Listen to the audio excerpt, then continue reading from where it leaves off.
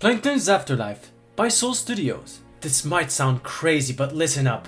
Once I went to check out an early release of the Spongebob movie, as I recently retired from Nickelodeon as a sound designer. The owners of the company decided to give me a gift to celebrate all the years of working there and helping out the studios. I agreed and was excited to receive whatever they would offer me. As I left the studio and relaxed at my home, I received a call a few weeks later informing me about watching the early access version of the Spongebob movie at a certain address that I was unfamiliar with. Back in the day, I was oblivious to the fact that I was talking to a robot, as its responses seemed pre-written and the number was similar to Nickelodeon's, but the last number was different. However, excitement got the best of me and I drove there at the exact date and time that was told. The movie theater had no cars parked next to it, and the outside of the building looked old. That confused me, but as I went inside, I noticed that I was literally the only one inside. Popcorn, soda, and some candy was already waiting for me on the treats table. I didn't even need a ticket. The other movies were called Max and Ruby DVD 97, Spongebob the Faceless Incident, The Punishment of Steamboat Willie, and more knockoff movies that did not seem to be official. All their doors were locked except for the one I was conveniently invited to. On the poster there was this image of Plankton staring at some of his family members, but they looked undead, and the title was SpongeBob Movie Director's Cut. My mind began to think that this was a lie, especially with those other weird and freaky movies. I still went in and sat on a front row seat. The movie began and I thought it was entertaining and hilarious. But things began to get uncomfortable as Plankton took over Bikini Bottom with Chum Bucket brainwashing buckets. The characters were forced to make statues of Plankton in pyramids. They were actually his slaves. But then, out of nowhere, Plankton got crushed by Eugene Krabs accidentally, and a disgusting crush sound played as this occurred, as if Plankton's bones were broken. Green liquid came out of where he was crushed, and then everything turned black.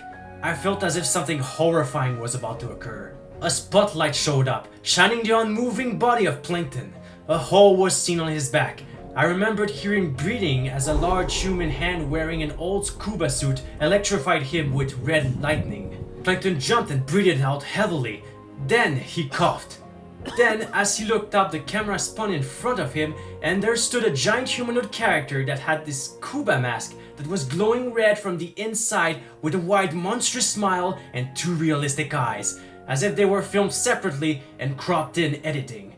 But sometimes the eyes would change directions at random, which made me feel uneasy. Also, in the background, there were some fish aquariums in the darkness. The human lowered its head and spoke to Plankton in a loud and old voice.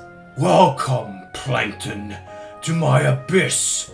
You have done many villainous actions." Plankton was frozen in fear and seemed to be crying silently. He then said while sobbing, "What do you want from me? I expected that to be relaxing, not this twisted nightmare!" The man grabbed a small staircase and opened an attic door. "Choose your fate for your horrid actions. Would you rather join your family or be electrocuted and eaten for the rest of all eternity?" Plankton stood near the edge of the table and stared at what stood at the bottom. It was filled with electric eels and child whales surrounding him. Plankton screamed and backed off by clenching his chest. He began to have hallucinations of him getting devoured by the whales and electrocuted until only his skeleton remained. He snapped out of it from the man that punched the table, which broke it a bit and shook its foundation. "Choose now or I will decide your fate." Plankton thought about it and immediately decided to join his family as he missed them. So he said, "I would like to join my family once again! Just one last time." The man pointed towards the stairs and Plankton climbed them to the top, and he saw many taxidermized fish and other sea creatures. Some were even cut into pieces for sale. I felt as if I needed to throw up, but I somehow managed to keep it in and stay calm. As Plankton searched for his family with terror in his eyes, millions of eyes lit up the darkness and were walking towards him. Plankton welcomed them with open arms and said, "Finally, we are back together again!" But then, Plankton seemed shocked as he noticed that his entire family were zombies. Some of their skins were rotten and their eyes seemed dead and empty, and cracking sounds played as they walked and they grumbled and screamed. Plankton naturally began to run back to the door, but it was slammed shut.